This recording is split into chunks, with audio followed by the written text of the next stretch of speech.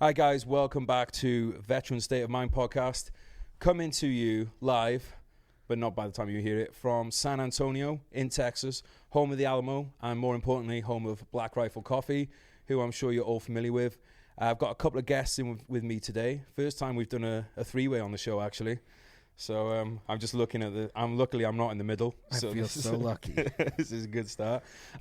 Welcome back to the show, Marty Skovlund Jr., former Ranger, now a journalist and creator of all kinds of exciting media, which we've talked about before. Off the top of my head, I'm forgetting the episode now. But if you haven't heard it, go back, press pause now, go back, listen to the episode with Marty. Also on, we have Logan Stark. Yes, that is his real name. He describes it himself as a power name. I'm not going to disagree. It's the most superhero name we've had on the podcast so far. Future guests, you better up your fucking name game. Guys, thanks for coming on. Really appreciate it. Thanks for having us on. Right, first things first. As I said, like Marty, people will be familiar with. We have a very loyal listenership here, and I love all you guys. So thank you for being your loyalty. So I'm sure you guys remember Marty from our conversation in a hotel room. We've gone up in the world since then. We're actually in a, what would you call this, an office creative space. It's not a hotel room, put it that way. It used to be a medical center. Used to be a medical center. Okay. And now it is just housing the insanity of Black Rifle Coffee. Which is way more insane than I thought. I've been walking through this building earlier. I said, first thing I said to Marty, I was like, fucking hell, I need to up my game. My operation is me, 2 cats, and a bag full of like random little fucking bits and pieces. This place is off the chain. Right, Logan, mate. Sir. You were a scout sniper in the Marines, I imagine. People, their exposure to scout snipers. Do you say that to confuse the enemy? So they slow down their orders process. Scout sniper. Logan Stark, scout sniper. There, got it out. You were a scout sniper in the Marines. I was. And just give us a little rundown on your background, mate. On the military side of it, if you'd be so kind. Yeah, absolutely. I made that decision to join the military around the age of 20, and I was basically at that point in my life where I was like, I need to do something incredibly difficult and hard, because I had initially tried to go do the school thing, and I was like, this is not where my mind is right now, and I needed to go like do some dangerous, fun stuff. You couldn't sit still in the class? No. I thought I could do that because, that's what everybody does, and that was like the status quo, so to speak. And I was like, it took me a bit of, getting sick of partying to figure out that I couldn't get what I needed out of life doing that right at that moment. So I basically went down this rabbit hole of like, I was thinking about switching over to be a law enforcement guy, and then that wasn't going to even do it. It was going to take too long to get there. And then I was like, I need something. And whatever it was, like I was trying to trust my gut, and my gut just said Marine Corps infantry. And that was like the highest level of where I was at with my current process of time looking at military. Right. You mean in terms of this looks like the badass job? Yeah, I didn't do a ton of research into like what exactly a Green Beret did, and gotcha. I knew the Navy SEAL wasn't what really got me. Books. Yeah. I wasn't too involved in being a writer at that time, so it wasn't what initially grabbed me. But it was just like, those were the baddest motherfuckers on the planet to me at the time, and I was like, that's where I'm going to go. Do you have family connections to it or anything? Not at all. No, I had like one great grandpa that was in World War II. Other than that, there's zero family. And what about where you grew up? Was there like a military presence there? Or not really. No, I mean, you had a handful of friends that joined one branch or the other, but there wasn't anybody that was super close to me that did it. But it was this initial conversation of brotherhood. Right. That kind of really got me thinking military over just doing something in the civilian sector. And I was like, I think that's really what I'm missing out of this whole thing called life. And like, after I like really thought about it and I made that decision, there was like at the recruiter signed up, like the process to get in was very short. So what kind of age are we talking about here? You were already 20. in college. Okay. Yeah. So just one on that then. So had you seen the Marines in movies or just, it was just, because I mean, everyone knows that term, I suppose. It's like if you were making a Hollywood movie and you were like a civilian writer, there's probably a bit where they say like, call in the Marines. Yeah, like I definitely went through and like I had this like archive of old different propaganda from the different branches, specifically like the Marine Corps commercial of the guy, like the chess players come into life and they moved across the board. Do you remember that one? Like, I just remember it being stoic and strong and you were a fighter. Right. And that was just what kind of called out to me. How did that go down this is something that I get messaged from like young people quite a lot. Down just making myself, I consider myself a young person. I mean, young people, right? So people in their teens who their family want them to go to college and that kind of thing, but they want to go into the military. Did you like, was there any pushback from your family about you kind of coming out of college? Because I hate using the word dropout, because it's not dropout, it's stepping aside and doing something else, But like, do you have any kind of experience in like how to deal with family in that kind of instance? Not really, because my family was just super supportive. That's awesome.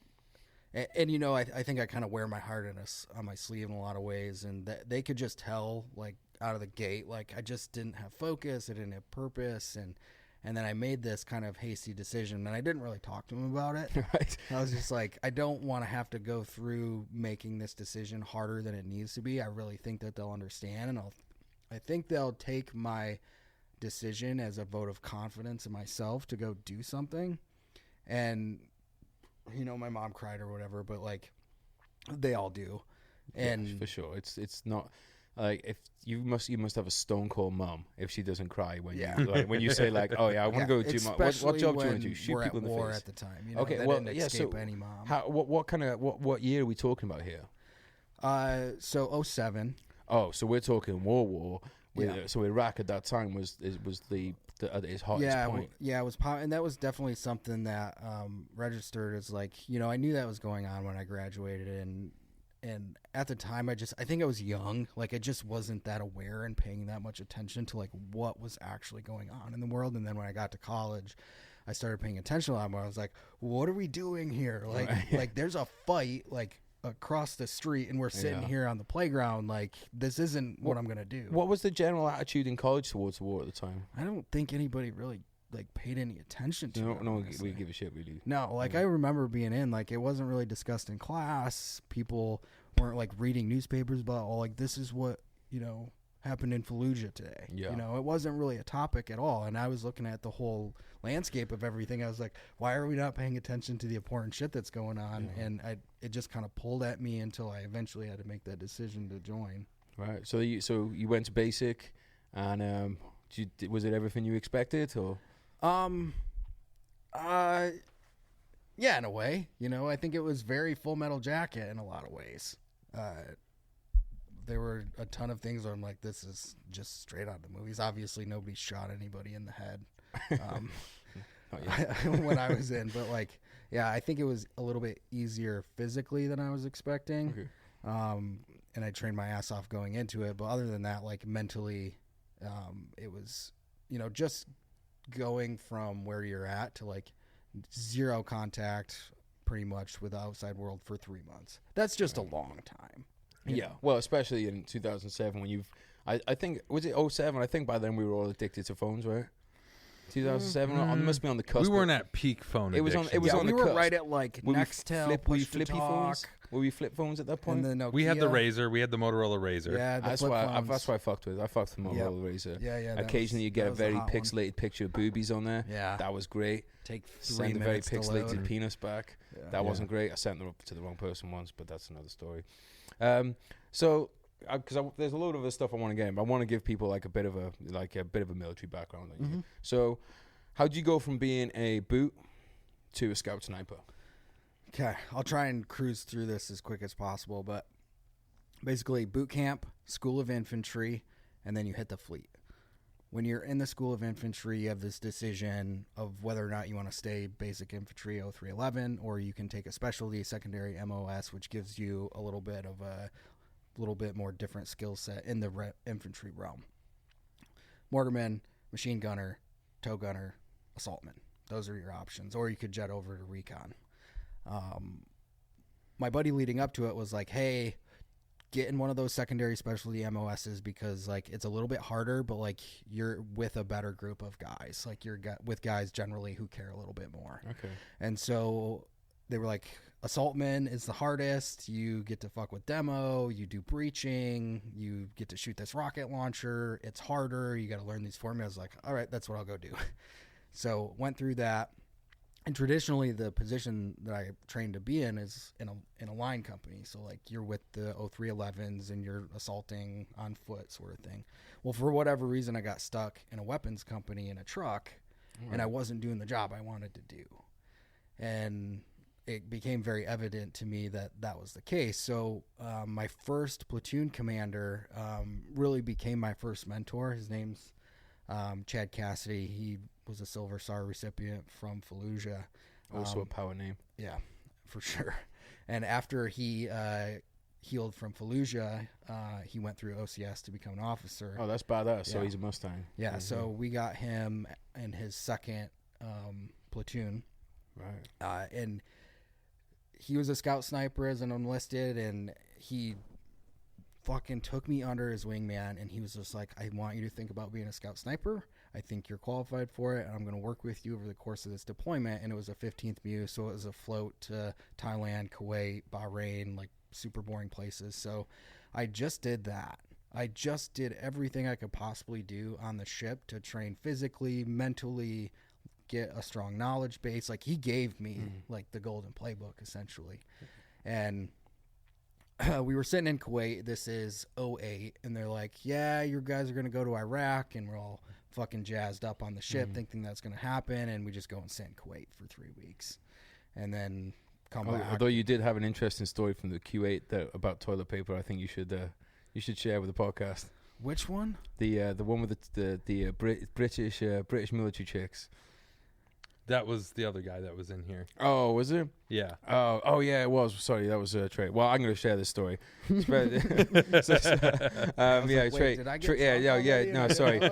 Trey was saying he was like, "Oh, you're British." He's like, "Oh, British military chicks are the craziest." It's like we were in Kuwait, and these British girls, as part of, just pulled down their pants, put a piece of toilet paper between it, set it on fire, and the first one to flinch had to buy the drinks. I was like, yeah. That's my girls. Yeah. Well, yeah. I mean, I was in the infantry, so we didn't get any of them, but I missed out on the toilet paper shenanigans. But that's awesome, though, dude, that you had like a mentor in that position to take you on like that, because I think a lot of like first-time platoon commanders, they're learning the ropes themselves so much that it's very hard for them to take somebody else on to that capacity. So when you've got, and I'm a very, very big fan of prior enlisteds becoming officers. Me too. I think it's such a bit, like, for exactly the reasons you just said. Yeah, and which we call a Mustang in the Marine Corps. And I was talking to Matt and Brent Burns the other night and Bobby Hill, and they were like, I've never heard that term before. And I was like, really? But isn't that a pretty common thing? I've heard the term before, just I think by virtue of being around a lot of people in the military, doing what we do. Yeah. It's not a common thing in the Army, I don't think. You don't think? I think they just call it prior enlisted. Oh, right. Okay. Yeah. But I've heard the term before. It definitely is something that's used a lot of different places. Yeah. But what about in the Army then, Matt? Jump over to you for a sec. Like, is it a common thing to get prior enlisteds going to take commissions? I can kind of only speak for the Ranger Regiment in that capacity, and I think it was very common there. Mm-hmm. So I would say it was almost 50-50 with the people that I served under. I don't know if it's 50-50 across the regiment, but people I served under, it was about 50-50 of prior enlisted Rangers. My first company commander was he was a E7 Sergeant First Class in the Ranger Regiment before, a combat diver, all these cool guy schools. So as an enlisted guy. Yeah, and he basically switched over to be an officer at the last possible second in your enlisted career that you could make that decision. And then came over and was, again, just a badass. And I had another company commander who I really respect a lot, and he was a mortarman E4 in 3rd Ranger Battalion before he switched over, and then he went to go do a 15 or 18 month deployment in Iraq with his first platoon. either his first platoon or his first company. I forget which now. But it was, they were in probably one of the hairiest parts of Iraq during one of the hairiest times. And he was just one of those guys that you knew as an officer had kind of been there, done that, and wasn't walking into a room full of Rangers who, I mean, shit, man, our most junior guys had a fucking combat deployment under their belt, for the most part. Unless you just showed up 2 weeks ago, you probably had a combat scroll, I just think on paper, right? Let's use the British Army as an example, right? Let's say on one hand you've got someone, he's 24 years old, he's been to university, he went straight from what you call high school, gone to university, then gone to Sandhurst, he's done his year at Sandhurst, and then he's gone and done the infantry officer battle course, right? So he's a young man, has no experience of the army really, let alone combat. And then on the other hand, you have a 28-year-old man who's he's been in a few years, he knows barracks life, he knows combat, he's been on tour, he has the confidence of a slightly older man, because I think in your early 20s to your late 20s you become a very different person with or without the military. I mean, it just seems like such an obvious thing that one of those guys is going, like one of those guys is going to have his plate full just dealing with his shit of just being in that first position, whereas the other guy, of course, he's going to be able to take things a bit more in his stride, but also he's going to understand the value of mentorship because he's probably had them himself. Right. So I think that's a really cool thing, dude.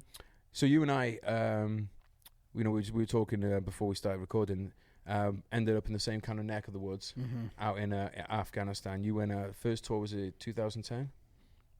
Yeah, that was the Sangin deployment. Right. So just give us a little background on, like, I suppose by this point you were a scout sniper.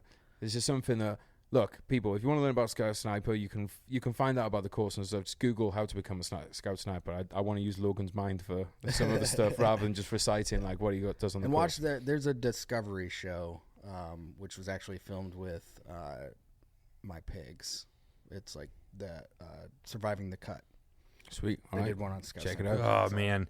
That show made Rangers look like the biggest fucking bunch of jokes out there. Oh, man. Go and check out the episode. They had guys like failing. They had guys failing land nav and guys like quitting and like the cadre talking them out of it, and like it just really, it was like they were very. It happened, man.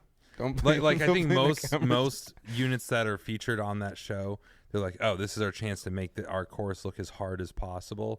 Whereas I feel like on that, they're like, let's make it look very accessible to the everyday man. We need some more, more recruits. It was a big controversy in the Ranger veteran I think a lot community. of the times those TV shows usually are, though, aren't they? Like, for the most part, yeah. I mean, they need to over dramatize it just to make it a little bit more interesting, and they need to see people fail.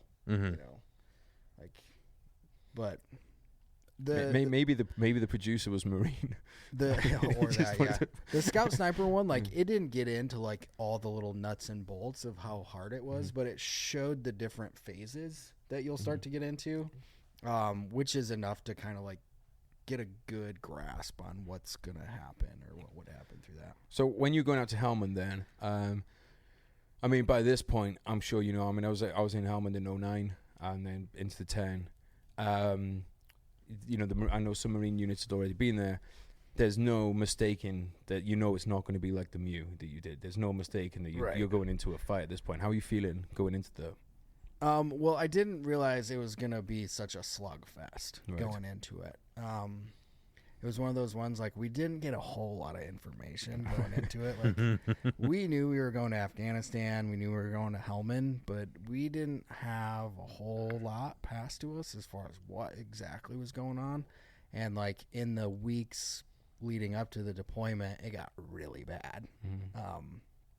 The unit that was there before us was there for 3 weeks, and it's in the Sangin Valley is this pretty small contained district, and it's half like farmland, and then it's half what we call the brown zone, and it's just old abandoned mud huts, complex compounds, kind of stretching out a mile or so. Pretty small area when you think about it, and then you got the Helmand River running right through it.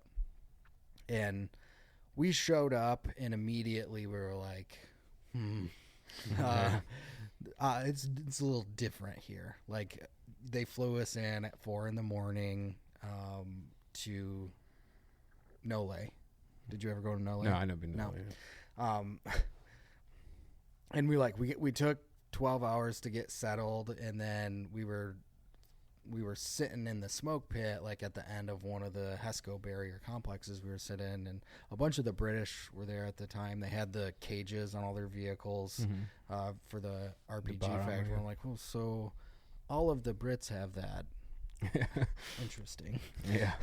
And then that first night, it was like dusk, and we're all sitting in the smoke pit, and then just like right in the base, like 12 feet that way, like a burst of rounds landed in between us, and we're like, how the shit did that get inside the base? What's going on? And you know, that first night there was a mass scramble for your gear to go man the post to see what the fuck was going on. And then I just kind of knew, like, you started hearing the radio chatter. You would go, we had the big blimp at the time. With the cameras on. Yeah, with all the thermals and stuff. So we would like go in there and like see what was going on, what footage they could show us and stuff like that. And we quickly realized that, you know, it was going to be a fight the entire time. Yeah. It's a trip when you get out on the ground as well, though, because even without, you know, war notwithstanding, you've literally gone back in time. It's like when you see the mud huts and stuff, because Iraq's like, okay, it's a city, it's a shit city, but it's a city. And then you go to Afghanistan, you're like, what the fuck? It's like 700 BC. Yeah. It is way back, man. Like It's you can't really comprehend until you're around these people, like how far ago they're living and how much further we are technology wise. Like a good example of this is when I was talking to this Afghan National Police guy, and he just got back from vacation. He went to Kabul for vacation. Nice.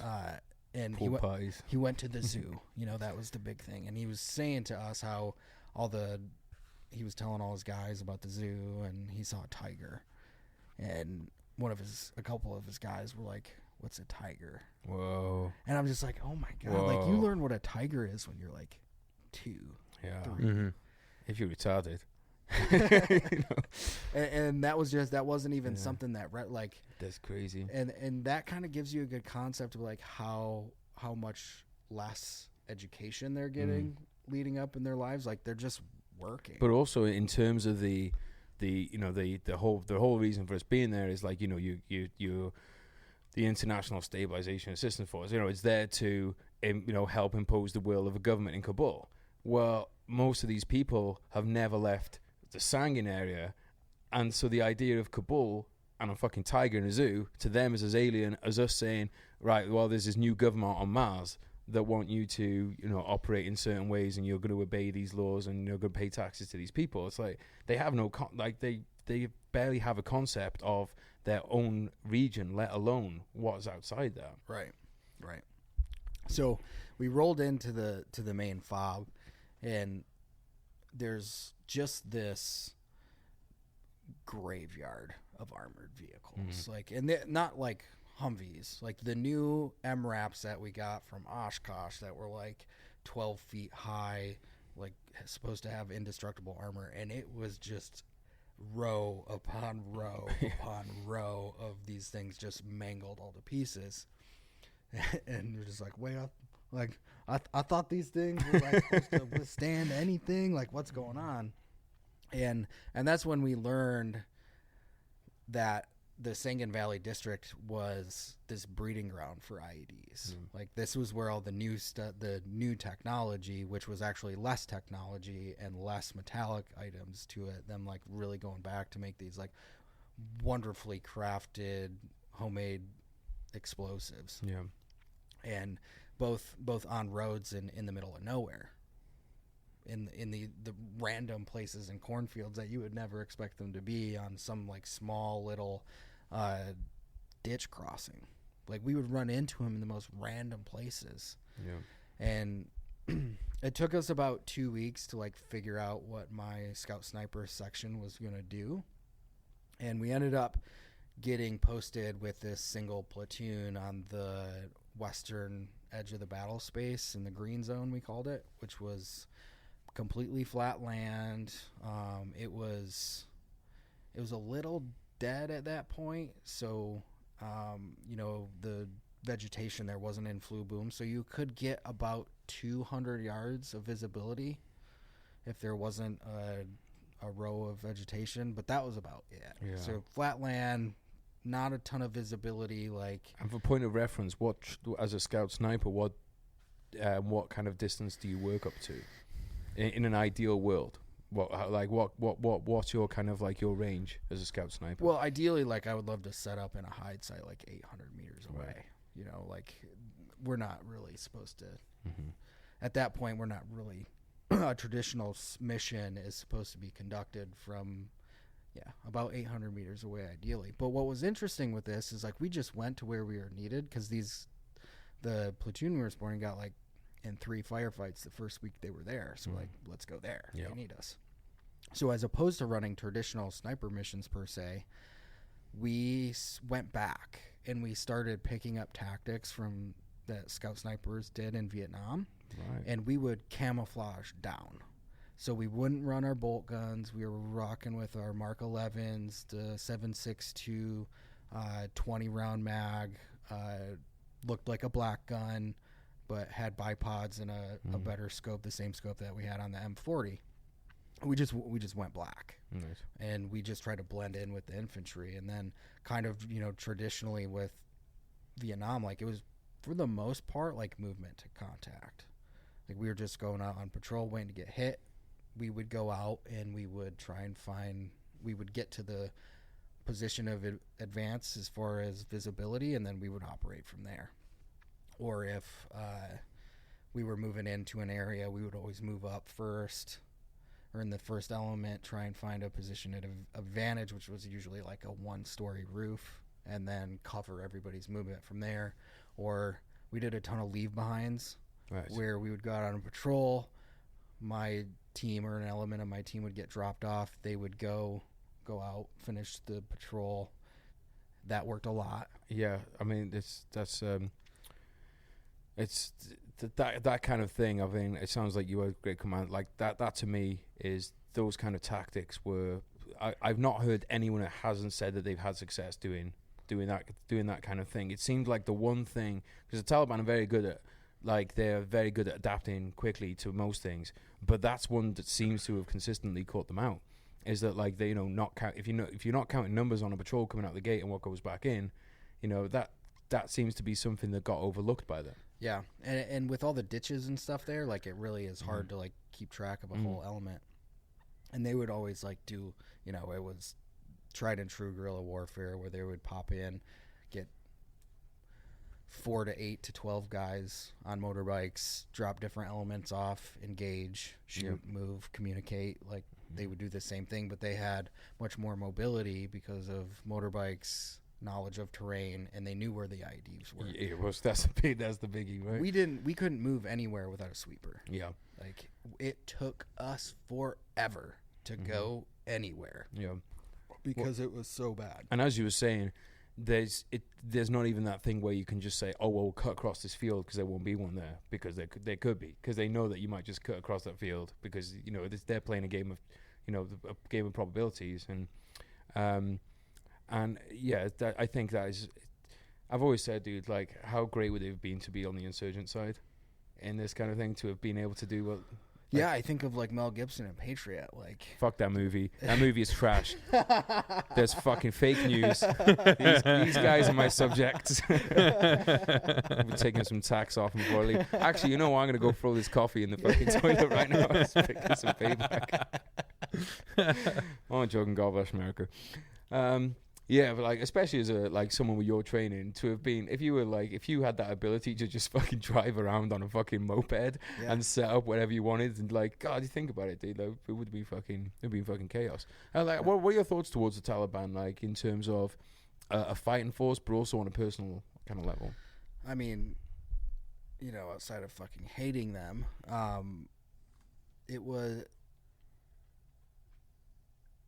I hated them because you could tell that they controlled a force through excessive power. like it wasn't what got people to join them. It was the fact that they were spreading blind hate about what was going on, and that they were threatening everyone in the area. Basically, if you don't do what we say, we will kill you. Yeah, chop. From the motorbike mechanic to the farmer to the child, like it's 100% clear that if you don't do exactly what they say, they'll kill you. And I fucking hated that. Like that is the exact opposite ethos of what America is and freedom in general. And you could tell specifically because they would always take like March and April off because the poppy started growing and they didn't want to be trudging through the fields. So it got super slow during like right before I left. And we would still go out on patrols, and like all of a sudden all the locals started coming up to us, and they were like feeding us goat and bringing us they can be lovely people. And I've definitely I think that I almost got smashed by an IED once that we didn't because a local pointed it out, and I always thought, fuck, I hope nothing happened to him because of that. But it's such a hard thing with the counterinsurgency, and I think it was the same in Vietnam. You know, like the Viet Cong would basically do the same kind of thing to people. It's so hard to be able to, like, you can come in and offer a new road, and you can come in and offer a generator, but when the other person's saying, "I'll cut your fucking head off," I mean, how do you deal with it? And I'm sure the Taliban's different in different areas of the country, you know. But that's the hard part about it, right? Like the Taliban is the farmer, the Taliban is the fucking. Like, it's so ubiquitous throughout, and I think that there's certain factions of the Taliban that are worse than others. And honestly, to bring this up to, like, even current times, you look at, like, how bad the Taliban was then, and the fact that they all unanimously were like, fuck ISIS. Yeah. When ISIS came in, and we're like, those guys are fucked up. Yeah. You know, like, it kind of puts it in perspective of how bad ISIS was. Well, yeah. You know, when you're like, yeah, the Taliban's brutal. So people don't know, Marty covered a story where he went up to for Coffee or Die magazine, where he went up to what province was it you were in? Nangarhar, where and it was an operation. He covered an operation with Special Forces detachment who were operating against ISIS. And you think you were saying in that story that one of the local warlords who was helping you on that you were pretty sure that as soon as ISIS were done, he's going to go, yeah, okay, I'm Taliban now again. Oh, 100%. So I talked to the team leader from that of that Special Forces detachment, and apparently at some point after I'd left, he found himself in prison in Kabul. Right. And I don't know what he did. Good. Did he get to see the tiger? If you look at the YouTube comments below that video, you'll notice people who speak Pashtun are like, your subtitles are not saying what he's saying. Oh. Because and I thought we did a pretty good job of cutting around the very worst of what he was saying. Or it wasn't our subtitles, it was what the interpreter was saying that he was saying. Oh, okay. Because the interpreter was being very... So what were the comments saying that he was saying? Oh, I mean, you know, we will fuck their mothers and cut their heads off, and if anybody threatens you Americans, we will rape them and kill them and all sorts of stuff. And then the interpreter's like, he says they will defend you vigorously.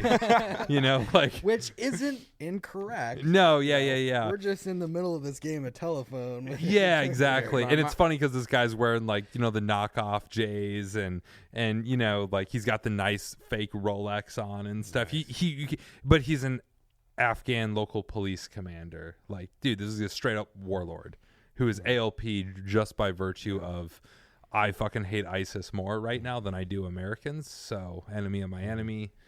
You know, it was one of those sort of situations. But yeah, I think it is interesting though, like when we look at, you know, the time frame that all three of us were going to Afghanistan at that time, it was like, fuck the Taliban, they're terrible. You know, the Haqqanis are fucking terrible.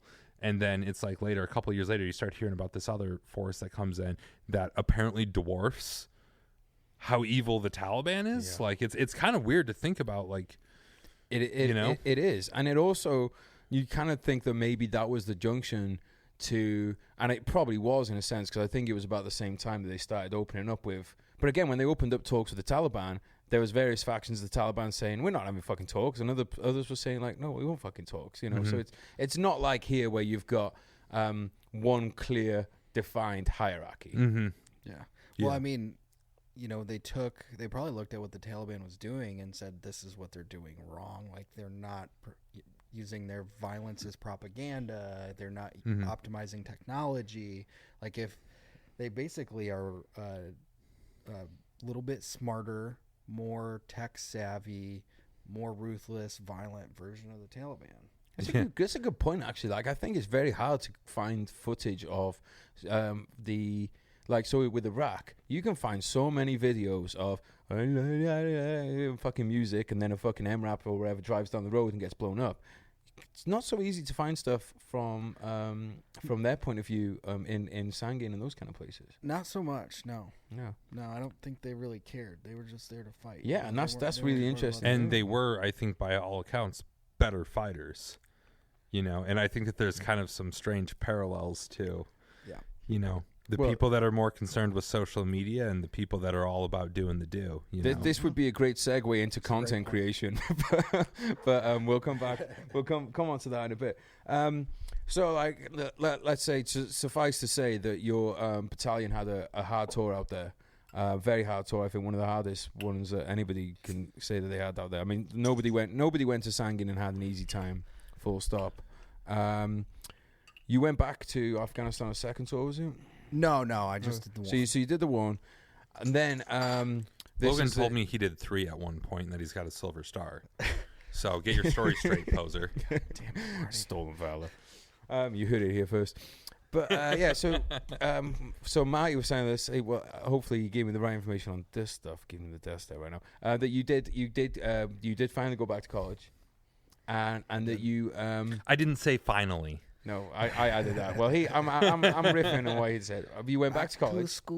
Back to school. You went back to school, and you made a documentary about your time in Afghanistan called 4 for the 25. So. Yep. For the 25, and it was not. Let me back up. I again was like lost when I went back to school. Right. Like the kind of the same thing that happened before I came back, and I wasn't quite sure what I wanted to do, but I wanted to take advantage of the GI Bill. I was like, I have free education. So the GI Bill, just quickly for British listeners, GI Bill is it's like on Starship Troopers, the service guarantees citizenship. Instead of citizenship, it's a bunch of money for college and that kind of thing, and they'll pay for your tuition fees and that kind of stuff, and it's kind of like a reward for your rent now too. Yeah, pay your rent too. Fuck me, I'm born in the wrong fucking country. Yeah, it's one of those things. Like, it's so good. Like, you're stupid not to take advantage of it. Whoa, it's just some people haven't gotten around to it, but you will. Yeah, I think. Super defensive right now. All right, so I danced around in college for quite a bit, and I was like, I'm gonna be a financer. I'm gonna. Did you watch Wolf of Wall Street by any chance when you were thinking that? This was before Wolf of Wall Street. Oh, pioneer. But then I got out of that, and then I went to something else. I can't even remember. And then in total, it would have been my 5th major, and it came about in a really weird way because my degree is in professional writing, which sounds super stupid to say aloud. Yeah, what is professional writing? Apparently, it's sitting with a bunch of beers. Life hasn't panned out in a horrible way, I'll be honest. But it was basically modern communications through digital means, right. Whether that was writing, what we're doing right now, or web design, or video, or whatever. I gotta say though, compared to probably the average person that gets that degree, you're probably doing the intent of that degree plan, career-wise, more so than the average person. 100%. You know what I mean? Yeah. I couldn't tell you what my peers are doing that I graduated with. That's but, everything I learned. A lot of people you don't need to go to college now. Everything I learned in my degree, I'm doing right now. I'm learning. I'm designing web pages, and I'm producing video, and I'm writing stuff, and I'm doing copy, and I'm doing social media, and I'm doing analysis. All of that teed me up perfectly for the role that I eventually found myself in. But it was I got another mentor, and it was this hippie who used to play in a LA hair metal band in the 80s, like during the prime, like Sunset Strip. Nice. Dude, like, I'm just reading Heroin Diaries at the moment, so this is giving me a stiff. Oh yeah. Like Yeah. he's told me stories about he had to pull his buddies out of super divey bars while they were overdosing and try and resuscitate. It's very similar to the Marines in a lot of ways. Basically, it's more like booze replaced by heroin, but like, you know, similar kind of similar kind of like lunatics. Yeah, it is.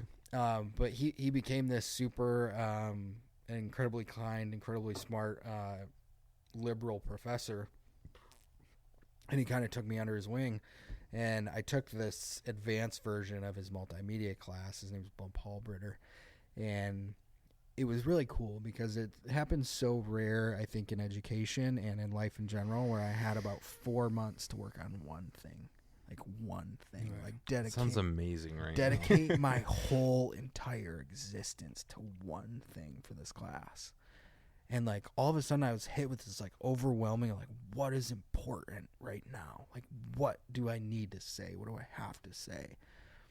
And that conversation became kind of centric around like post-deployment life. Like I was... Sorry, mate, just to interject. How far post-Afghanistan is this? 3 years. Okay. 3 years. So it's still raw. Oh, yeah. You know, I'm still more there than I am back in the States, got you. you know? And I was like, I'm going to travel around the country, interview my friends, and put all this footage together that I had and tell a fucking story. So you had footage from your combat deployment? Well, yeah, we were at like, so I'm sure you remember this was 9/10, like the first GoPros started coming out, the first head mounts, like the early model, like efficient point and shoots that were somewhat reliable. Like everybody I knew had some sort of camera. That's sick. And everybody recorded shit all the time. And I don't know why, but I would just start grabbing up people's hard drives. And I'd be like, hey, like, you know, I remember watching moto videos before I joined. Like I could name, like, I still have on my personal YouTube channel just listed under private, like 2.4's moto video and 3.1's moto, like those old These Iraq like moto I was gonna videos say. that are like, I have all those too. But the bodies hit the quality is floor. but the bodies hit the floor is dope. But the quality of the video then from those like say 04s and stuff, the quality was terrible. Well, that's really. the funny. You open them up on your computer now, and they open up as that big. Yeah. But like You you're know? saying, with the GoPros and stuff, all of a sudden it was like you didn't know if it had come from if it had come from like a legit source, and maybe not just like because we actually had they banned helmet cameras, the Brits, because what was happening was people were getting shot, and if it wasn't serious, everyone was just kind of like last standing around laughing instead of like doing that's stuff. the other thing is like, how did they let this happen? Well, they didn't with us. They let a bunch of Marine infantry grunts carry cameras around. I'm, now that I think about it, it did happen. Why would they do that? Were you there when that whole pissing incident happened? So that was right after I got home, but that was my original team leader was the platoon chief for that. So what we're talking about here is there was an incident where following a firefight where, let it be known, the Taliban were trying to kill the Marines killed the Taliban and then decided to piss on the bodies. I'm not going to fucking knock that. At the end of the day, if someone's been trying to kill you, they deserve some fucking piss. Yeah. But unfortunately the incident was filmed, it was released, and I think they all got I'm guessing they got NJP'd and I'm bounced out the Marines. Yeah. I'm not going to condone it. I'm not saying if it's your platoon, you should let people piss on bodies. But what I'm saying is, like, for me, the reaction was, I'm like, no one has a problem with the fact that they kill these people. They have a problem they urinate. And I'm sure the Marine Corps, like the British Army, where urinating on people is often a term of endearment and is done in the showers on a really regular basis. Probably. Yeah. At the end of the day, like, you're at war. Yeah. You're trying to kill another human. Like, should they have filmed that? Probably not. But how can people who are sitting on their couches that have no idea what it's like to be in a fucking firefight, watch their friends die, try and get people trying to kill them every day. Like, how can you judge that? Yeah. How can you judge them for doing that? And the funniest is just like the thing that gets me is those same people who are disgusted by it will be the ones who clap on the way home, basically saying, "Good job killing people." But it's like, you didn't take your dick out though, did you? God forbid you took your dick out. And like, I'll take it a step farther. The same people criticize them, the same ones that log into fucking Pornhub and watch stepsister bang stepbrother. Like, really? You're gonna take the moral high ground? Stop going in my fucking search history. Going there. All right. You know what I mean? Like, I'm kind of there right. with you too. Like, yeah, should you have filmed it? No. If you're the senior enlisted guy on the ground, are you the one that should probably step? Is like, hey guys, let's not take it this far. Yeah, I think so. You know what I mean? I think that there is something to be said for conduct on the battlefield, but as far as everybody else, sitting on their fucking high horse. Come see me for some free piss, you dirty slugs. I don't agree with that. I don't think and it's like it to me it's this whole thing we have in society now of people. Look, people eat meat on a daily basis who have probably never killed a fish in their life. You know, people are so far removed from reality. But yeah, so like you're saying, it's one of those things with hindsight, they probably thought we should have banned anyone from having cameras. Yeah. Just full stop. Yeah, and so I would go and I would review this stuff and I would like look at, you know, just what happened. And it was so much more, it was a reminder and it was so much more intense from what I was experiencing in my current life. And I would be like, there was just something about me. I was like, people need to see this shit. People need to see it. Like, my brothers died for all this. Like, I want people to see it. Like, I want to tell that story. And I had this like debt that I needed to like keep their names alive. Like, I needed to do something that kept my brothers alive. I had to do that. And I had to like deal with the fucking demons I was experiencing at the time. And like, not close the book on that chapter of my life, but like own it. Like, not let it affect me in a negative way whatsoever. And this was the medium through which I did that. It seems very similar to like how you felt, Marty, doing Violence of Action, is that you needed people to know the story about like what people do. And I think for Logan, for you, like with the like you were saying, first time you were in college, there was this kind of like feeling that nobody really knew what was going on. That must have been so much more intense when you've actually come back from there and now you've seen it firsthand and lost brothers. Yeah, absolutely. It's so hard to listen to menial conversations from college kids when you're like, my best friend just lost 2 dudes in his team, and I'm like sitting there drinking a beer, and like you can't even be in the same mental space as them for a while. How do you feel about this, Marty, though? It's like, so on the one hand, it's like you want people to know, but then on the other hand, there's this kind of thing of like, so on one hand, it's like you kind of want people to know, look, there's people out there like ISIS who will fucking cut your head off for playing a game of fucking chess. And it can get frustrating that people don't understand that there's a line of people that stop that from becoming a reality in other places of the world. On the other hand, I think like, well, the whole reason we did what we did is to give them this bubble. So it's a kind of like how do you kind of, you know, what I struggle with a lot is the more I travel and the more people I talk to, and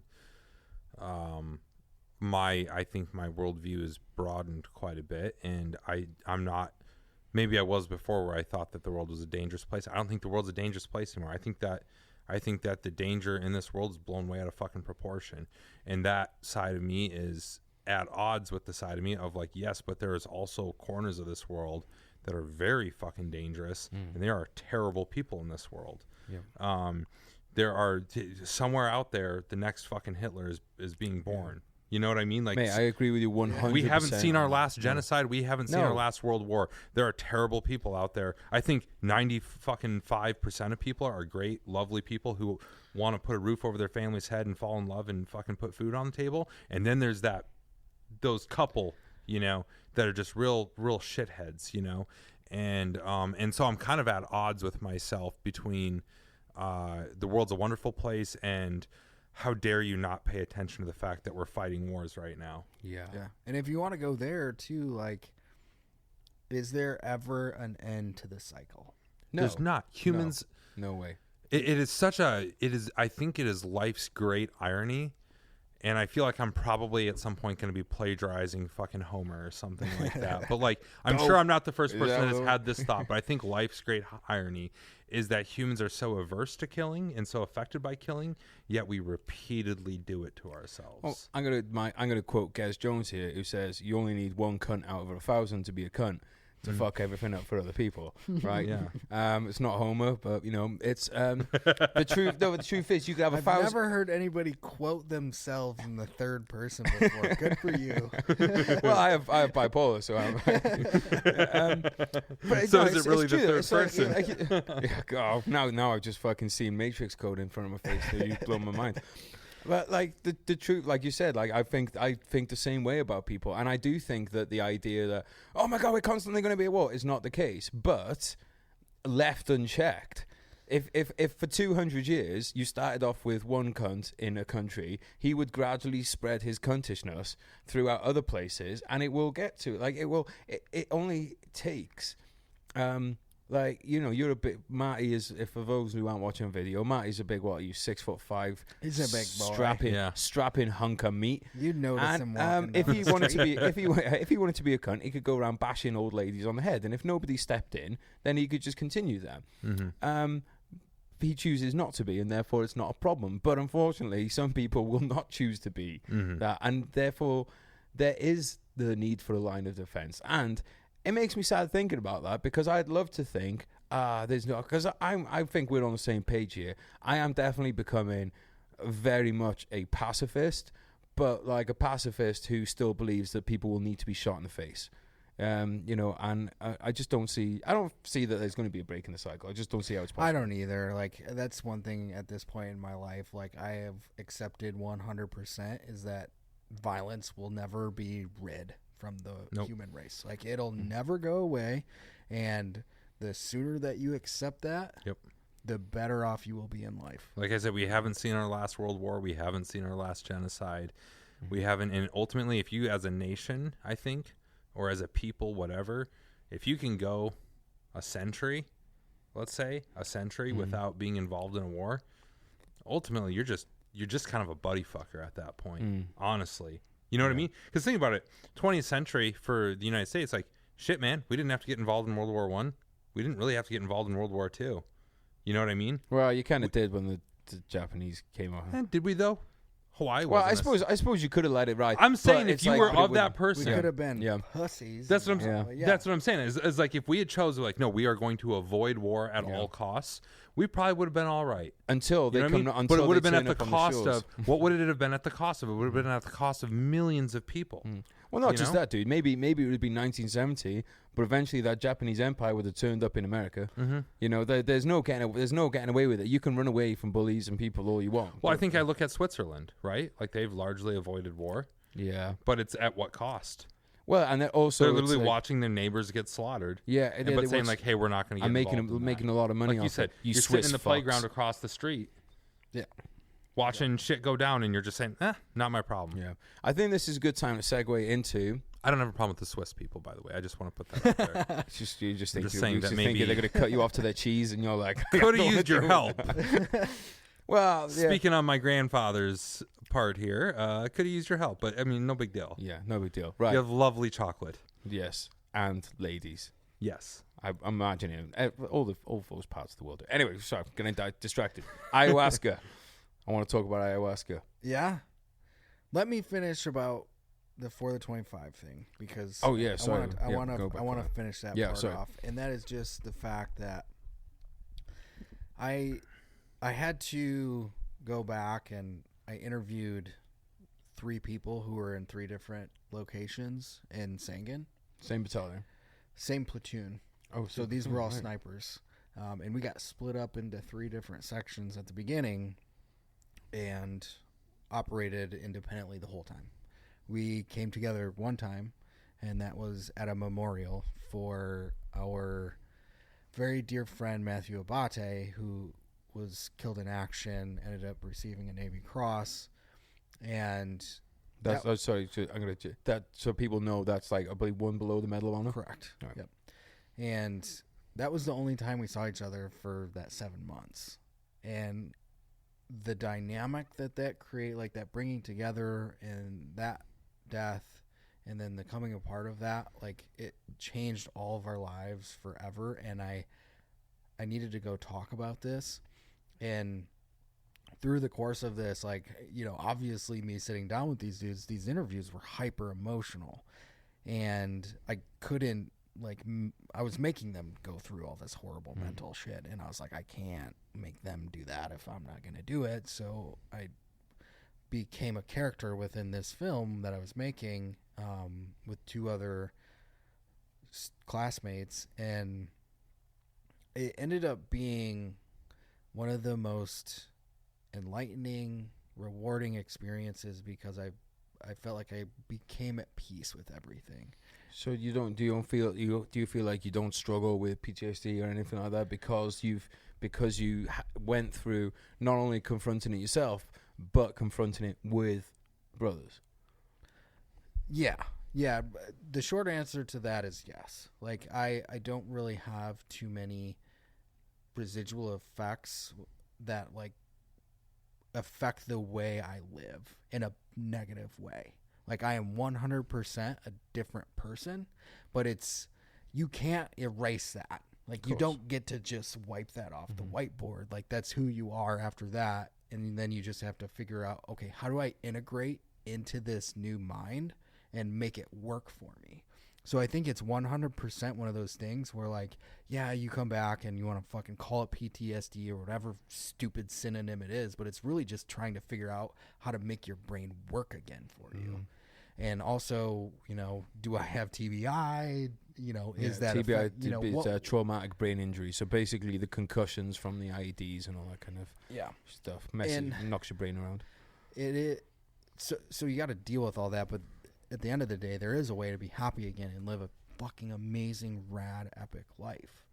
And it just happened to like come out right around Memorial Day. That's when the second semester finished, and it was like I was just done. Like I felt like a monkey had come off my back. I was 1 semester away from graduating. Like I was happy, you know. And then all these news outlets just started picking it up. Like the Detroit Free Press put it on the front page on Memorial Day, and then USA Today picked it up, and then like New York Times wanted me to write an article, and I was like, what's going on? Yeah. I didn't ask for this. I just made a student project. Yeah. I just made a student video. And it paved the course for the rest of my life up until this point, and I had no intention of that happening whatsoever. I just want to ask one thing before we go on. Where can people see this? Yeah, it's on YouTube. Okay. Also, so look for 4 for 25. For the 25. Yep. For the 25. Yep. Sorry. And is it on your own personal channel? You have a channel? It is. Yep, it's on my YouTube page. Okay, good. So look up Logan's YouTube page. Yeah, his name's Logan Stark. Yeah, Logan Stark / power names. But just bookmark that, and then at the end of the podcast, then go and watch that movie. Yeah, I think that, dude, that's such a. I think it's what kind of comes across from that is not only did you confront things, but I think that thing that you confronted it with your team. I think that, and it's because like when you confronted a hike, you didn't do it alone. You did it with a team. When you went on tour, you didn't do it alone. Or you did it with a team. So and then this idea then that when people come back and they deal with the residual effects of tour, but all of a sudden it's on your own. Or with a shrink, right. Like that thing of like, it's so obvious yet so powerful that to do it with the people you were fucking there with.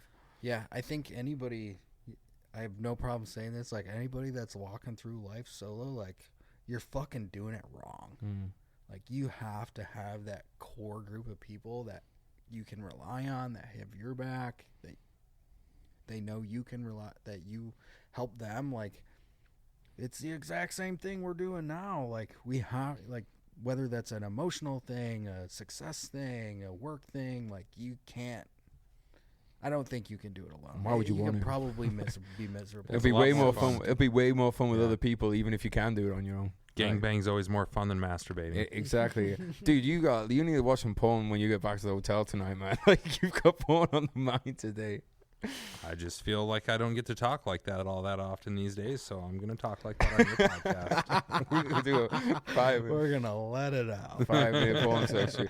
I need you to put your leg down because I can't see what's going on in your crotch space right now. I'm going to need this leg to come down so I can keep a clear view. Marty's like, I haven't talked about combat in quite a while. I'm a little erect.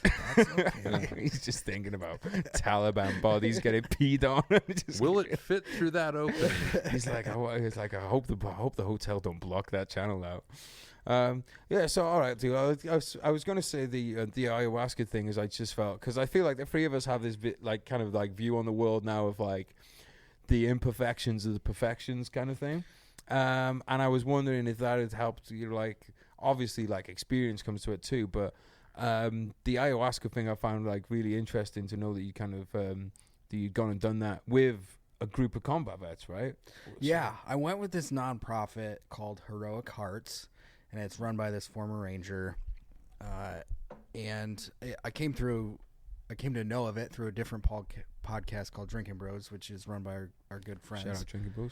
And they reached out to Dan Holloway, who was talking about hallucinogens on the show, and he's like, hey, I'm doing this trip. Dan ended up not being able to go, but I was like, hey, do you want to throw my name in the pot for that? I've always been one that likes to experiment to see what my brain is capable of, and I had done enough research. I remember watching my first ayahuasca documentary when I was training for the Detroit Marathon, and I was just sore and I would ice my legs, and I was just watching a whole bunch of documentaries about ayahuasca and DMT. Did you run a marathon? Yeah. I did not know that about you. Mm-hmm. It was right before I graduated. No kidding. Yep. And do you put the 26.2 sticker on your car? Is that a no, thing? I lie and I put the Iron Man one on just to be an asshole. Sorry, I didn't mean to derail from the... We're trying to talk about the spirit molecule. Sorry. Marty. So it was one of those things, like, anytime I've done hallucinogens that come from the ground, they've always kind of serendipitously shown up in my life. Okay. And this was another thing, like, it aligned. And I needed to take a break from work. I'd been busting my ass for like almost 2 years without any real break whatsoever. And I was like, this is it. This is the opportunity. I'm going to go down there. I'm going to take a weird trip in the jungle with the world's strongest drug and see what happens. And it was beautiful, and it was fucking awful. What was the awful side? Let's go. Let's do the bad first. You want to do the bad first? You go into every nook and cranny of your brain, everything that exists within inside you.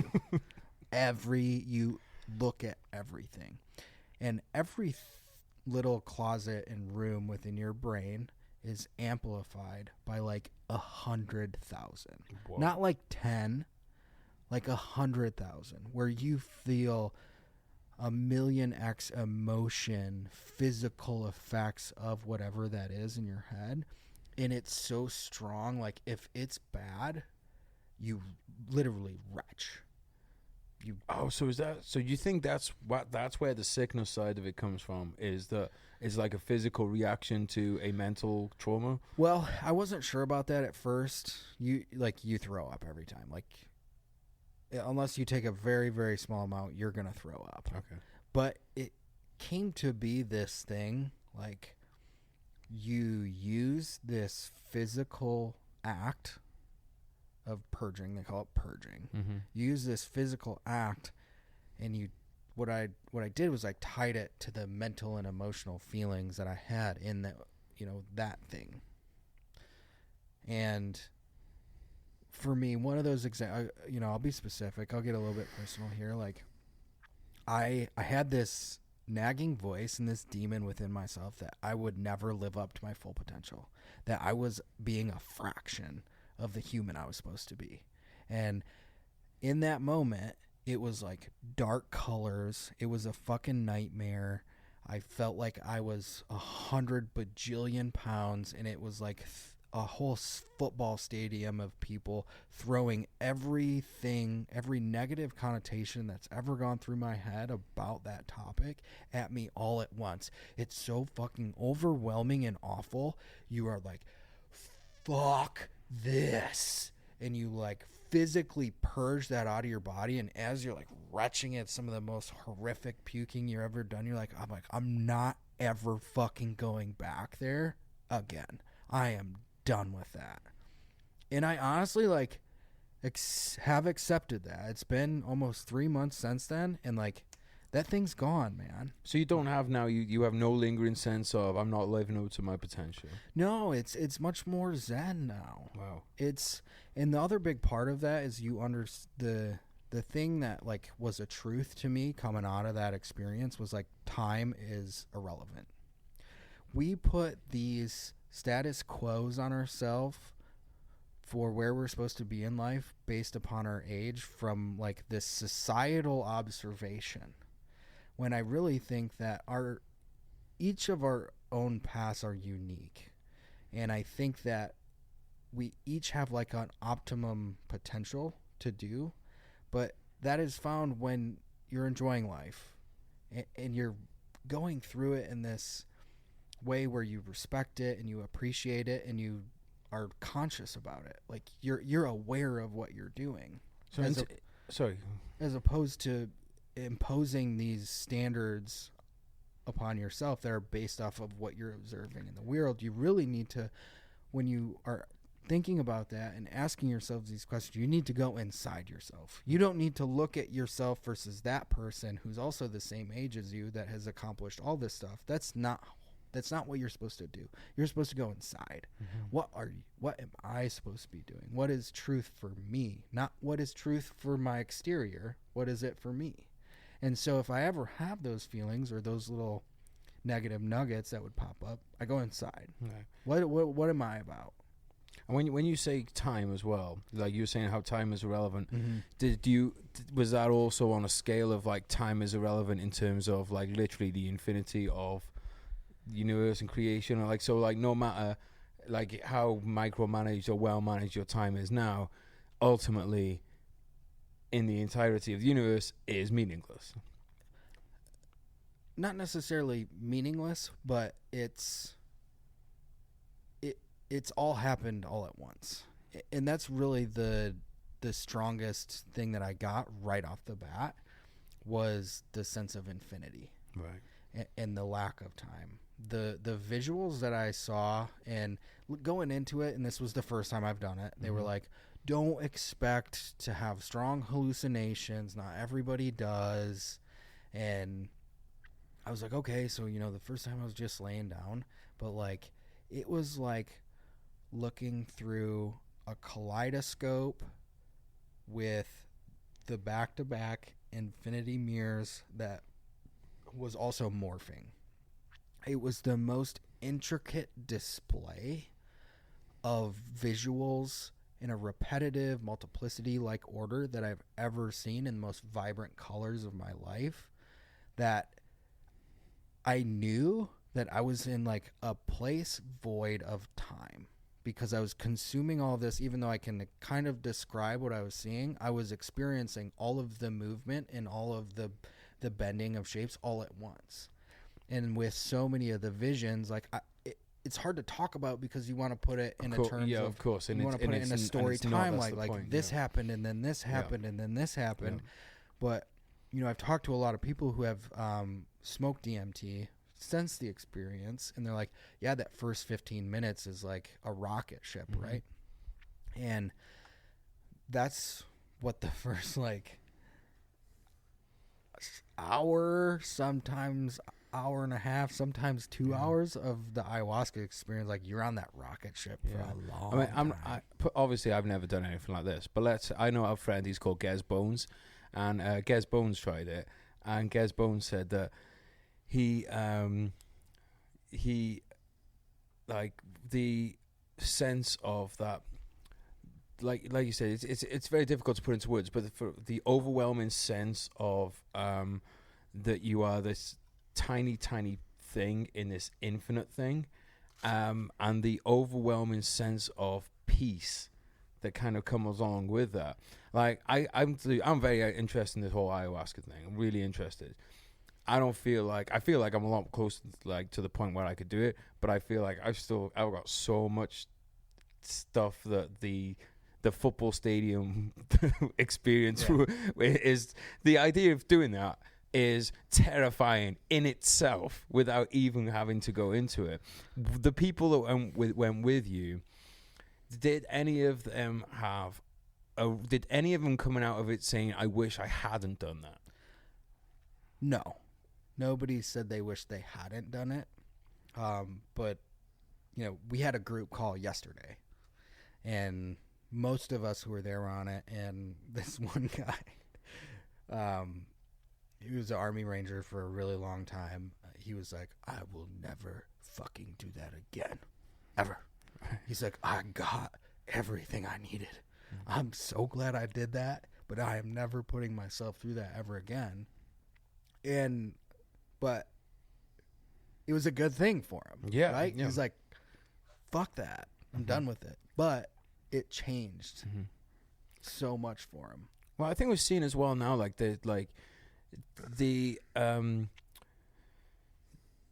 a medicine, right? DMT is a medicine. Ayahuasca is medicine, DMT is medicine, MDMA is medicine.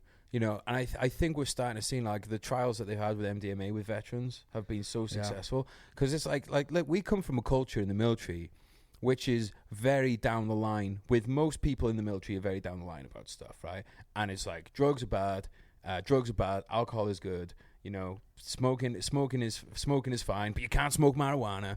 But now I think there's this undeniable evidence now from these treatments with ketamine, with MDMA, with ayahuasca. There's undeniable proof now and these are hard hitters. Like you're saying, this fucking old school ranger or like well experienced ranger. We're not talking about the shitbag who was in the MT are doing it. We're talking about people who were great soldiers, good soldiers, who are saying that like, look, this has fucking really helped me. And I think it's really cool that there's this shift, like towards like, don't get me wrong, still got work to go. But what definitely doesn't work is sitting at home with a bottle of vodka. That helps nobody. Yeah.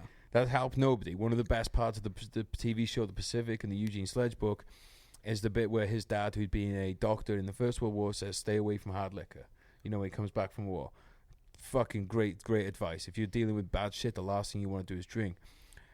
And look, you can abuse MDMA, you can abuse, ketamine, these kind of things. But, dude, I think it's really fucking interesting, man. Is it something you would do again? I will for sure. I think it'll be a few years. All right, I might be ready to join you by then. Yeah, and I'd be happy to hook you up with the organization. But it's like 10 years of therapy packed into a very short time frame. Like I don't feel like I need to go do it again like anytime soon, but I know that I will, because towards the end of it, like this may sound fun. Like I figured out how to control it to where I could carve my journey that I was going when I would start hallucinating. Like I had super strong visuals, but I figured out how to talk to it, so to speak. I think that's something that, if I'd ever tried stuff like that, I'd think that people with, if you are a creative person with a strong, so some people have no control over their dreams, for instance. I think when I dream, I can quite lucidly control the direction my dreams take. I think if you're somebody who can't control your dreams or that kind of thing, you're definitely not going to be able to control it. But if you have that kind of part of you, and I think all three of us here are creative people, we create stories, we try and direct stories. So I think maybe our muscle, so to speak, is more well tuned in that sense. Well, that, and I think just our personality types are that of like, if you are passive about your environment, it will fuck you. Yes, great point. It will fuck you. Like, you have to be aggressive in trying to implement the things that you want to have out of it. Marty, what's your thoughts on this ayahuasca stuff? Well, I think another 2-3 years of working with me, and Logan's gonna have to go down there and do it again.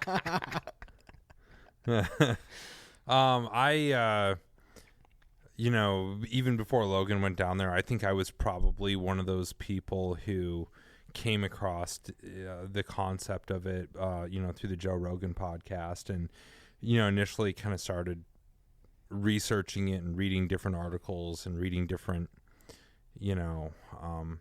memoir type articles that are out there about people's experiences with it. And I think I like what you said about you're interested in seeing what your brain's full capacity is, and I've really started to question, you talk about a military upbringing. Like, I grew up in South Dakota, one of the most, to this day, it's got the harshest punishments for people who get caught with marijuana. Right. They're the furthest away from the movement that is happening in this country as far as legalization. And I grew up in a very conservative Christian household, and in a lot of respects, I'm very happy for that upbringing. I think there are definite benefits to it, but I grew up thinking that I should not have sex until I'm married, and I should not smoke marijuana, otherwise I shall go to hell, and all these other things. And I'm at this point now, again, like I think I said before, I think my worldview over the years between military service and what I do now and the stuff that's happened in between, I think I'm a lot more open to a lot of different things, and I think I'm more curious. And I'm not evading the question, but I think that the thing that I'm trying to constantly remind myself to be better at what I do, what we do, is that I need to be curious.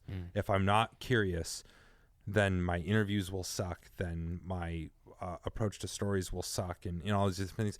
And so I think that if you are staying true to that path of being curious, then it naturally leads you down these paths of, well, what would my ayahuasca experience be? What would that be for me? What would that mean for me? I feel like I had a very different interaction with war than a lot of guys that I talked to. I mean, I think our interactions were very different. Absolutely.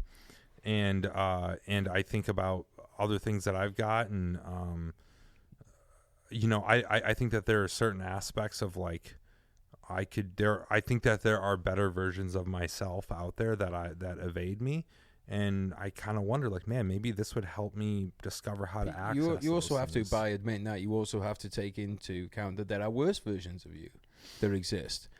So it's but I think one of the things you're saying that's is that's the fucking scary thing. There's infinite versions of you that exist. No, that's the scary part, though. Honestly, man, that's where, and I think that's the scary part about ayahuasca is, how do I come? What's the other side of that experience for me? You know what I mean? Do I come out of that being well, fucking marriage is meaningless? You know what I mean? I don't know. Dude, I mean, don't. That's the thing. I don't know what I think coming out of that, because I already think kind of fucked up. Yeah. So it's does this make me more fucked up or less fucked up? I think I think you're saying it's like you're saying, curiosity is an important thing, and it's the other thing about curiosity is it's one thing to be curious, but then it's another thing to accept that you're wrong. So I think a lot of people are often curious, but then when faced with evidence that new evidence, they might back themselves into a corner. And that's the opposite of how I am. I'm definitely one of those people. If there's anything that I've discovered, it is that the only thing that I'm certain about is that I don't know shit. That I am more than likely probably wrong about any position that I strongly hold to. Although you're right on that one. It's you don't know shit is probably, if you say that you don't know shit, that's probably the one position that with pretty much certainty you can say that you are right on that one. I mean, if you if you can't accept that about yourself, of you don't know as much as you might think that you know, how are you ever going to grow as a person? How are you ever going to evolve and continue to improve if you think you've already got it all figured out? This is something that I don't think the same thing now about stuff as what I thought 5 years ago, and I fucking hope that I don't think 5 years from now the way I do today. Yeah, dude, I mean, this is something I told you earlier. I wanted to really bring up this point from the Launch Code podcast. Shout out Launch Code podcast. Check out, guys. That Marty and Logan did together, which you said to Logan that you want to be better at what you do now than you were as a ranger. And I think that's exactly what you're saying is just translating now, is just because you were a ranger now you're a journalist. Those are your kind of titles, but obviously you're still continuously Marty Skovlund Jr., right? But it's the same principles apply. It's like wanting to be better, wanting to learn more. You just talk a little bit more about like that, how you your kind of thoughts on that. What you. I think that there's got to be more, right? Like There is. Yeah, like there's got to be more to this. I've got to be capable of more. I've got to, like, you're aware of that in the military. It's like, I made it into Ranger Battalion.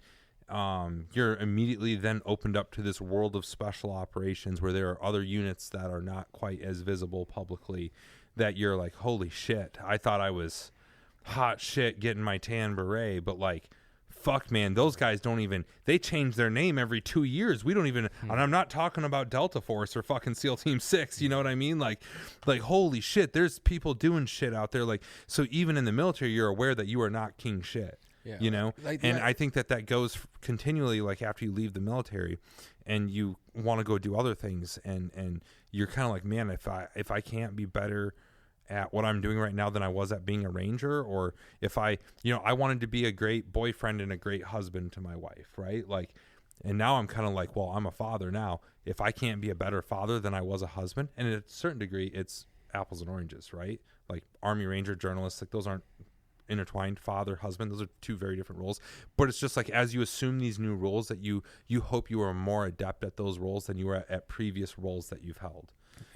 Well, that's such a good point, Marty. Like, I think that's the theme across what we've been talking about, has just been like constant self-improvement, like pursuing that peak beyond the peak beyond the peak. And like, I don't think that I'm ever gonna like stop doing that. Yeah. Even when I'm 70, I'm like, man, I can't run really well, but like, man, could I write a best-selling novel right now? And like, I'm gonna try and do that. Yeah.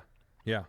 I suppose it depends on your attitude. If you think like you to use the peak thing, when if you go hiking and you think when you've got those the convex hills, and you think you've hit the peak, but there's another one, it's like, what is your attitude at that point? Is your attitude, oh fuck, this sucks, or is your attitude, oh awesome, the walk's not over, I get to hit another peak? Yeah, and that's so important. Like, embrace whatever you're going through. Like, shitty moments will 100% find you. Like, fucking grab them by the horns and ride. Yeah, I can't imagine a life that... I pity the person who's never faced any sort of adversity in life. I really hoped you were going to say I pity the fool then. So disappointed. If you've never faced adversity, are you a fool? There's a strong argument. 100% you are, mate. No. You haven't experienced life. Yeah. Like, honestly, like, I think it's like me. You talk about time and stuff, and it's like, we don't know how long we get here. And in this, this current iteration, and I'm just kind of the mindset. It's kind of weird, dude. I was actually like this. Like, I had this sense of mortality in like elementary school and middle school. I was thinking about like, and it's weird because I didn't have death present in my life. Like, I didn't have notable family members that died early or anything that made me like this. It was just like, oh, I got to do as much as I can right now. Like, I was all about like, I had to go hike the longest trail in South Dakota, the Centennial Trail. I had to go kayak the Missouri River. I had to go experience. I remember going into high school. I wasn't exactly the most popular kid around. I like devised this plan to make myself popular because like I don't want to miss out on the experience of going to parties and like getting hand jobs and stuff. Like I don't want to miss out on that. Here we go. High school only happens once. Do you think part of that is the people you were reading though? Because you're an avid reader. I know you're big, like you're into your Hemingway. Do you think that maybe is part where that came from? At the time, I was just reading Vietnam novels. I was reading about fucking... Well, those are light reading. Yeah, I mean, I was reading about the Mekong Delta and fucking SEALs, and I was churning through Tom Clancy books, and that's what I was reading back then. It wasn't... I wasn't reading Hemingway. You can definitely pick up a sense of mortality from other people's mortality. So, like, if you've been reading about 21-year-old guys, or not, well, sorry, let's make it younger, 19-year-old guys dying in Vietnam, and you're 15. I think it was coming more from the fact of I was looking at it from like kind of the long view right off the get-go of like, man, 20 turns into 30, 30 turns into 40. Like really, like there's these transitions that hit really quick, and before you know it, you got a fucking AARP card in the mail, and you're you know what I mean? Like I feel like things do happen quickly, and I just think that even as a middle schooler, I was like, I need to start doing a lot now, and I need to never slow down. They do happen quickly, but like Logan was saying though, it's like the whole thing of just because like one thing is, I think for one people they have something that they do, and that's all that they've done, and then when that thing is taken away, it's like, oh, that was my thing. So like one of the reasons I think some vets struggle is being a military person was their thing, and it's like, look, dude, okay, that thing's gone away now, but that's now you get to do, like you were saying, you go from, oh, I can't run anymore, but now can I write a best-selling novel? It's like there's always things for you to do. Yeah, and I'm sure we all have those friends who, you know, got out and then couldn't readapt and then went back to contracting, were okay for a while. Whenever they were home, they were shit, but when they were contracting, okay, and then, you know, they finally hung up their hat for good. And that process of like trying to find that new thing is utter torture. Yeah, I sometimes get kind of upset about the idea of like, man, if I'd only known that I wanted to do what I'm doing now earlier, I think about all those times spent on deployment that I could have been writing, that I could have been knocking out fucking novels or screenplays or honing that craft, you know, all that wasted time, to where now I just wish I had more hours in the day to just do more stuff. But it wasn't wasted time though, because those hours when you were goofing off and you were listening to people's conversations and things, that's what now informs your writing. Yeah, you can't chalk I could have picked up Spanish though. You know, you like can't chalk that up to lost time, Marty. I'm not saying it's lost time. I'm saying I could have got more out of it. I find it now because like I find now like one of my things recently has been like lying in bed, just doing nothing, not masturbating, not nothing. And I think like, because I'm going through the whole thing. I like how you clarify, not masturbating. Well, people listen to the show know that I'm a regular masturbator. But especially over my favorite one, it's called Marines Piss on Dead Taliban. But yeah, like, so I lie in bed and I'm thinking like, well, they call that a setup and a payout. Because like one of the things you say, boom, it's like, you know, if you, right, you should set your alarm, you should get out of bed, you should do this, blah blah blah. But like, if you spend an extra hour asleep and you're in some kind of dream, right? I haven't even touched the ayahuasca, but I'm gonna get on this. It's like, is that what you're dreaming? Is that any different to the reality of your waking moments? Because it's still your brain processing what it's seeing, what it thinks of. It's, you know, you're alive, therefore how is that any different in terms of, you know, reality? And so one of the things I've been doing more of recently is trying to just do shit like, you know, I've been staying in San Clemente with the apartment has a view of the ocean, and just sitting on the balcony and look at the ocean, and I just itch. It's like, oh, you got to go and do something. You got to go. You haven't achieved anything today. What have you achieved? Oh, well, I went to the gym. Okay, well, we could tick that in the box. We went to the gym. And I kind of just like shouting to myself, like, shut the fuck up. Yeah. Look at the ocean. Look at the waves. It's just all, like I said, the word meaningless isn't the right word because it does have a meaning, but in its own way, it is meaningless because it doesn't matter if I write 10 books a fucking year. I'm still going to die. I'm still going to be gone one day. It's still, like, so you're going to take a piss. Marty's walking out. That final mention of the piss porn is just, he's just done. He can't hold it any longer. But yeah, like, you got to walk that fine line, man. Like, you know, that voice, like, you know, I think people like us, the constant drum of you could be doing more. There's more stuff to be done. You have to accept that will never go away. But you should be grateful that you're not a fucking lazy piece of shit. Yes. Now, there's always times it's like, am I doing nothing and clearing it all? I think that's so important. It's so important for me. And I'll tie it back in to an ayahuasca story. Okay, let's take it.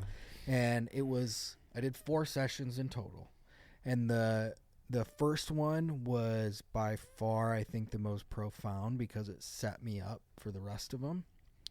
But what I kind of perceived as being like an hour and a half in, and having like gone through this exhaustive visual journey, I like paused in my hallucination.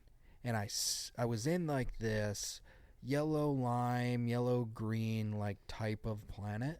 Like it looked kind of gaseous, I guess you could say, but I was floating. Okay. Like I was in like some sort of pod spaceship, but it was open in the air. And in front of me was this fucking peanut butter and jelly sandwich that was huge. It was like the size of the Death Star, and it was just the biggest peanut butter and jelly sandwich I've ever seen. And then this voice started talking to me from behind me. Like I couldn't see where it was coming from, and it started talking to me. It said, "Okay, Logan, you see that top piece of white bread? That's life. Do you see the bottom piece of white bread? That is death. Everything in between, that thin layer of peanut butter and jelly goo, that's where you are right now. It is the place you go when you go internally. It is the place you go when you reach a meditative state. It is the place that you go when you're under the influence of an extreme amount of hallucinogens. It is a different dimension, essentially. And you need to spend 20% of your life in that peanut butter and jelly." And then all of a sudden, my little pod thing was shot into the giant goo of the peanut butter and jelly, and it was like this huge, like Star Wars type warp feeling. And then I was out of it. Wow. And that set the stage for me. It was like, man, that's so important that you have to dedicate that time to where you shut off what you could be doing with your physical body and go inside yourself. I just think it's like it is so important. The reason being because it doesn't matter how much you do. If you always listen to that voice that says do more, you will never be satisfied, because there will always be one more task you can add onto the list, or one more rep you can do with the gym, or one more like fucking, I don't know, whatever it is. It's one more vacation or something. If it's always like do more, that's never going to shut off. You have to have that enforced off switch, which like is very, it's very hard to have. Like you said, dude, it's better to have it than be the fucking loser who doesn't do anything. And honestly, anyone I know who accomplishes anything has this voice in their head. But it's, to gaining control, like having some kind of mastery over it rather than it making you its bitch. I think that you need to balance the that drive and that it's never enough with stopping to smell the roses still. Like I think I think that there's a balance there. And I think that it's, generally speaking, a good thing to say that there's always one more rep. There's always one more, there's always more that you can do. But I think as long as you're balancing that with, hey, I'm still going to enjoy and savor the fruits of that labor, the fruits of what you're doing. It's like we go, like, some of these trips that I do, go do stories and stuff, like I'm fucking exhausted at the end of every day. And you're getting like, 4 hours of sleep by the time you dump footage and, start the next day and everything like that. But there are times where I always remind myself to kind of look around and realize like, holy shit, like I got a cool job. Look at what's in front of me right now. Look at the people that I'm with a lot of times. Like it's like, I think you do have to savor the fruits of that pursuit. Yes. Like that's one thing. I brought this up last night with my group call with these guys, was that like I savor life's moments so much more after going through and doing that experience in the jungle. Like I can think of, at least a dozen times in the 11 weeks since I've done that where I'm like, man, this is fucking rad. Like life is fucking awesome, man. Like I'm so fortunate to be in the position I am, doing the work that I am, and like I get to talk to Marty at least once a week. Yeah, like that's even right now, like this is fucking cool. Like talking to a bunch of fucking experienced war dudes about life and about war and about weird shit. Like this is the times, like, we got to sit back and, like, even if it kind of seems mundane, like, this shit's fucking awesome. It is, bro. And, like, here's the thing. Like, so any veterans listening, because, like I said, like, a lot of veterans are straight down the line. And they might be thinking, like, some of this stuff sounds a bit hocus pocus. Like, look, is there anything more weird than going with your mates to the other side of the planet and shooting a bunch of random people you've never met? It's like, we made that normal. We can make this. We can make this other stuff normal. You know, it's just, it's Absolutely. Like you said, it's just it's you know, we get. And what's your hang up with being normal, anyways? Yeah. Why? Yeah. You know, like fuck normal. Yeah. Fuck normal. Well, I'm going to wear my Hawaiian shorts and my short shorts, and I'm not going to feel bad about it. And that's the point we're going to finish the podcast on. Right, dudes, there's loads more I want to speak to you about. We got to do this again sometime. Absolutely. I just want to shout out Launch Code Podcast, shout out Black Rifle Coffee, shout out Coffee or Die Magazine, 4 for 25 on Logan's YouTube channel. Where can people, best places to find you out? Let's go Marty first. Where they can best places to find you. Not physical locations. Okay, I was going to say I'm not going to give my address out on. Don't worry, podcast, that will be guys. on my Instagram for a fee. No, my I'm on all the kind of the usual suspects for social media. Marty Skovlund Jr. Have fun trying to figure out how to spell that. Yeah, I still fuck it up. I never. Why don't you I'm a terrible friend. Because it's long. It takes a lot of time. It's not long. Marty, it's MartySkovlund Skovlund Jr. Jr. Yeah. Logan's got it. No. I'm kind of impressed. Shows Thank me you. you care. I do care. I don't care. But I mean, the main thing that I would like to direct people towards is my work, which you can find on coffeeordie.com and on Black Rifle's YouTube page. I think I'm very excited about the stuff that we're doing. It's sick. And I think that as many people as can watch that, read that as possible is just make my day. Yeah, and I'll take a little moment before I am self-promoting, like the stuff that Marty is doing at Coffee or Die. Like, we pride ourselves at Black Rifle of being unique individuals and doing stuff that other brands, other companies aren't doing. Like, we refuse to be corporate. Like, we're going to be edgy, we're going to be in your face, we're going to continue to love America. And Marty has taken up this section of the content here at Black Rifle Coffee at Coffee or Die, and like, it's epic shit. Like, within a month of getting hired, Marty was embedded with an ODA team, getting in a firefight and recording the whole thing. Like, that's life. I'm recording it well. That's the life. I'm recording here. it well too. Yeah, absolutely. And Recording being it really cinematic and being a good videographer, I did it. And like, we're just getting going with this stuff. And our mindset is like, fuck Vice. We can do it better. We really can. And you know, I'm super excited to see where we end up in 5 years. I'm excited you too. know, we fucking love working together. And I think at the end of the day, that's what's super important is like, surround yourself with good human beings who have like-minded visions and goals, and like, you will be successful. Yeah, it's what I like about it is like, it's high quality, but it's not snooty.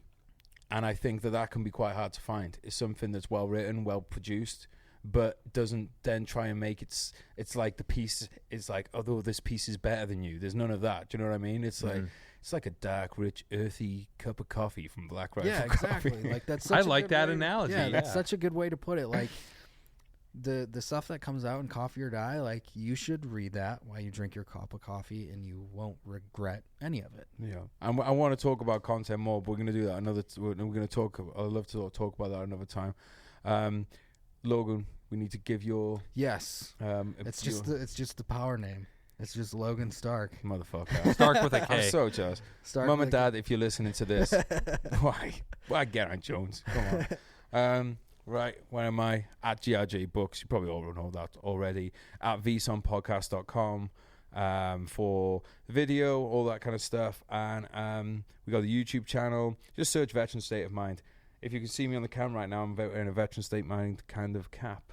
Not kind of cap. It is a cap. If you want some merchandise, let me know. And I'm going to consider making some. But for the time being, they only belong to me and a select group of people. But if you guys are interested in anything like that, basically, this podcast is for me because it gives me a great excuse to come and talk to these gentlemen. But I've asked you guys before, when it comes to content, when it comes to guests, when it comes to whatever it is, let me know, because like we're doing this for, you know, for us, but also for you guys, because I appreciate your fucking support. You've all been awesome, really fucking awesome on the podcast, and I want to give back to you guys what you want to hear, what you want to see, what you want to have talked about. So go to vsonpodcast.com. We got info@vsonpodcast.com if you want to email me, or there's an inquiries form, or just DM me. But get in touch as you have been doing. I really fucking appreciate it. Guys, thank you so much for coming on. Should we go and get a steak? Cheers. Yeah. Yes. Cheers, let's guys. go get some right. red Thank meat. you. We're out. Cheers.